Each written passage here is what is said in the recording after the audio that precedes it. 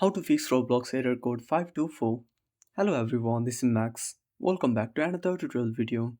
So let's start without wasting any time. Also make sure to watch this video till the end. So first of all, check your internet connection on a device. If it's already working, go to the Play Store on a device. Now tap on the search icon at the bottom right corner. Now type Roblox. Now click on search at the bottom right corner.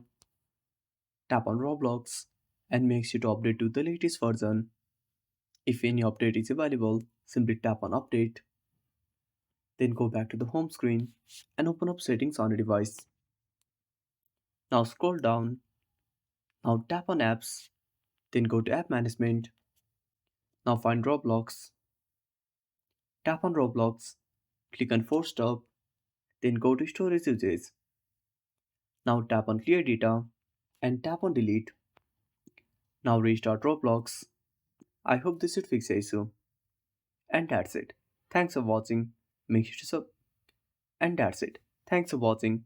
Make sure to subscribe our channel and hit the bell icon. See you in the next video.